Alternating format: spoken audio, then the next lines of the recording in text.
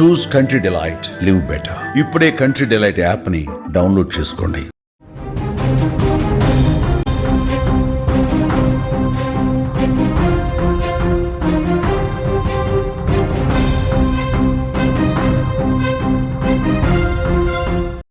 Breaking news చూస్తున్నాం. ఉత్తరాఖండ్లో ఘోర బస్సు ప్రమాదం జరిగింది. అలకనంద నదిలో బస్సు పడిపోయింది.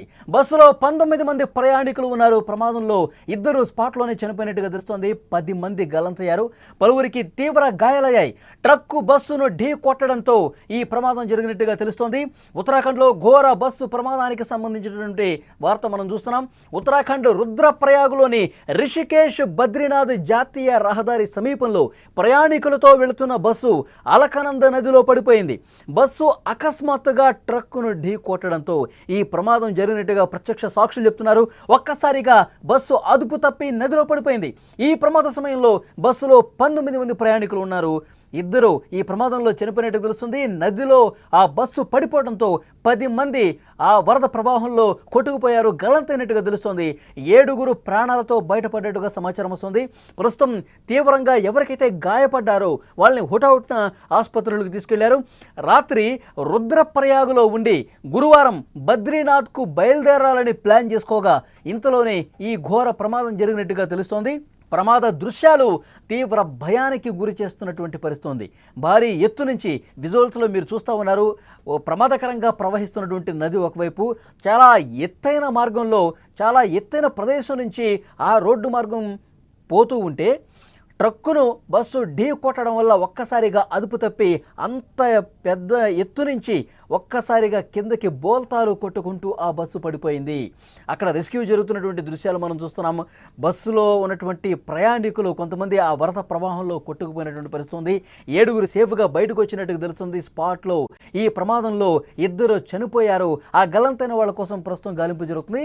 రెస్క్యూకు సంబంధించిన దృశ్యాలు మీరు చూస్తూ ఉన్నారు. ఎవరైతే ప్రాణాలతో బయటపడ్డారో అటువైపుగా వేరే వెహికల్స్లో వెళ్తున్న వాళ్ళందరూ దీన్ని గమనించి వెంటనే రోప్స్ సహాయంతో ఏ విధంగా వాళ్ళని కాపాడే ప్రయత్నం చేస్తున్నారు, రెస్క్యూ జరుగుతుందో చాలా స్పష్టంగా మనం విజువల్స్ను చూస్తే అర్థమవుతుంది. ఈ సంఘటన గురించి సమాచారం అందిన వెంటనే ఎస్డీఆర్ఎఫ్, పోలీసులు, పరిపాలన బృందాలు సంఘటన స్థలానికి చేరుకుని రెస్క్యూ చేస్తున్నటువంటి పరిస్థితి ఉంది. సహాయక చర్యలు ఆల్రెడీ ప్రారంభించాయి. ఆ దృశ్యాలు మనం చూస్తున్నాం. రెస్క్యూ టీం రక్షించిన వారిని జిల్లా ఆసుపత్రికి తరలిస్తూ ఉన్నారు. అక్కడ చికిత్స పొందుతున్న పరిస్థితి కనిపిస్తోంది. ఉత్తరాఖండ్లో అక్కడ భారీ వర్షాలు కురుస్తూ ఉన్నాయి. నదులు ఉధృతంగా ప్రవహిస్తూ ఉన్నాయి. అలకనంద నదిలో కూడా ప్రవాహం ప్రమాదకర స్థాయికి చేరుకుంది. విజువల్స్లో చూడొచ్చు నది ప్రవాహం.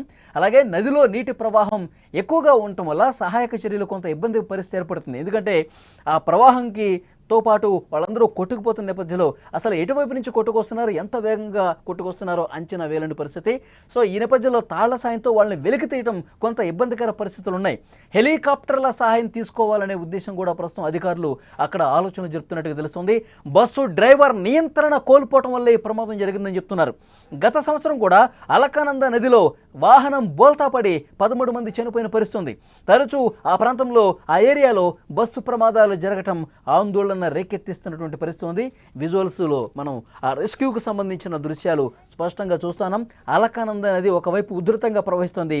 పైన ఎగువన అంతెత్తులో రోడ్డు మార్గాన బస్సు వెళ్తుండగా ఒక్కసారిగా ట్రక్కును ఢీ కొట్టడంతో 19 మంది ప్రయాణిస్తున్నటువంటి ఆ బస్సు ఒక్కసారిగా అదుపు తప్పి డ్రైవర్ నియంత్రణ కోల్పోయి పూర్తిగా బోల్తా పడిపోయింది. అదుపు తప్పి ఆ ఎత్తైన లోయలో పడిపోయింది. లోయ దిగువ భాగంలో అలకనంద నది ఉధృతంగా ప్రవహిస్తున్నటువంటి దృశ్యాలు మనం చూస్తున్నాం. అందులో పడిపోవడంతో ఒక 10 మంది వరకు గల్లంతయ్యారు. వాళ్ళ కోసం గాలింపు తీవ్రతరం జరుగుతోంది.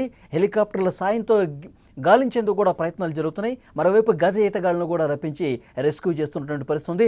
అటువైపుగా ప్రయాణం చేసేవాళ్ళు ఈ ప్రమాదం గురించి తెలుసుకున్న వెంటనే అక్కడే ఆగి రెస్క్యూ చేస్తున్నటువంటి పరిస్థితి ఉంది. వెంటనే అంబులెన్స్లు కూడా పిలిపించారు. అక్కడ రెస్క్యూకు సంబంధించి ఎస్డీఆర్ఎఫ్ బృందాలు వెంటనే అక్కడికి చేరుకుని పూర్తిగా పరిస్థితిని సమీక్షిస్తున్నారు.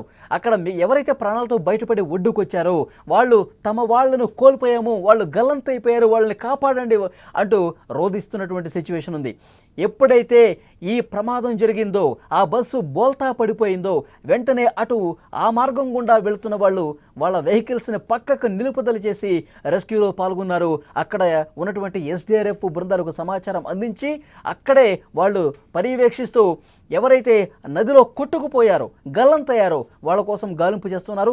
వాళ్ళని కనిపెట్టిన తర్వాత వాళ్ళని గాలింపు చేసిన తర్వాత ఎవరైనా కనిపిస్తే వాళ్ళని తాళ సాయంతో లాగుతున్నటువంటి పరిస్థితి విజువల్స్లో రెస్క్యూ చేస్తున్నటువంటి దృశ్యాలు కూడా చాలా స్పష్టంగా చూడొచ్చు.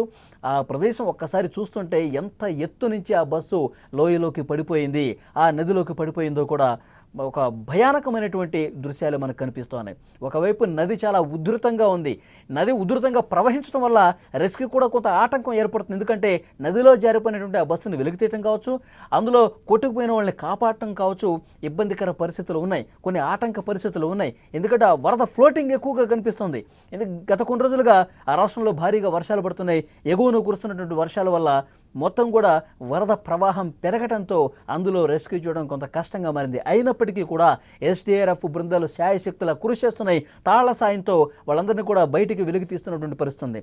ఎవరైతే ప్రాణాలతో బయటపడ్డారో వాళ్ళందరినీ పైకి మళ్ళీ తాళ్ల సాయంతో ఎక్కిస్తున్నటువంటి పరిస్థితుంది. ఎవరైతే నది లోపల పడిపోయారో వాళ్ళని గజ ఈతగాళ్ల సాయంతో గాలిస్తున్నటువంటి పరిస్థితుంది. ఎస్డీఆర్ఎఫ్ బృందాలు కూడా రంగంలోకి దిగి ఆ వాటర్లో గాలింపు చర్యలు ఆల్రెడీ ప్రారంభించారు. సరే, ఎంత దూరం కొట్టుకుపోయారు ఏంటన్నది విషయం ఇంకా తెలియరావడం లేదు. ఎందుకంటే ఈ ఘటన జరిగి చాలాసేపు అవుతున్న నేపథ్యంలో వెంటనే అక్కడ హెలికాప్టర్ల సాయంతో కూడా గాలింపు ముమ్మరం చేయాలని అక్కడ అధికార యంత్రాంగం ఆలోచన చేస్తున్నటువంటి పరిస్థితి ఉంది. ప్రస్తుతం పూర్తిగా ట్రాఫిక్ జామ్ అయిపోయింది. ఎప్పుడైతే బస్సు ప్రమాద విషయం తెలుసుకున్న వెంటనే అక్కడ అటువైపుగా ప్రయాణించే వాళ్ళందరూ కూడా అక్కడే ఆగిపోయి అక్కడ సహాయ కార్యక్రమాల్లో పాలు పంచుకుంటున్న పరిస్థితి. ఒకసారి లెఫ్ట్ సైడ్ బాక్స్లో మీరు చూస్తూ ఉన్నారు, లోయలో బస్సు పడిపోయినటువంటి ప్రాంతానికి సంబంధించి ఎక్స్క్లూజివ్ దృశ్యం మీరు స్క్రీన్ మీద చూడొచ్చు. లోయలో ఎంత ఎత్తు నుంచి లోయలో పడిపోయిందో ఆ బస్సు మనం చూస్తున్నాం. కింద నుంచి చూస్తుంటే మనుషులు చాలా చిన్నగా కనిపిస్తున్నారు, చీమల్లా కనిపిస్తున్నారు. అంటే ఎంత దూరం ఉంది, ఎంత లోతు ఉంది, ఎంత ఎత్తుందో కూడా చాలా స్పష్టంగా దాన్ని బట్టి మనకి అర్థమవుతోంది. ఆ పెద్ద కొండ నుంచి ఒకవైపు మలుపులు తిరిగే రోడ్డు కనిపిస్తుంది. ఆ మార్గం అట్లా ప్రమాదకరంగా కనిపిస్తుంది. గతంలో కూడా ఇదే రకమైనటువంటి ప్రమాదం జరిగి 13 మంది చనిపోయినటువంటి పరిస్థితి ఉంది. మళ్ళీ అలాంటి ఘటనే అదే మార్గంలో అదే ప్లేస్లో జరిగినటువంటి సిచ్యువేషన్ ఉంది.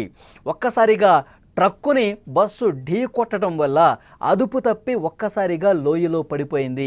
ఆ బస్సులో అప్పుడు 19 మంది ప్రయాణికులు ఉన్నారు.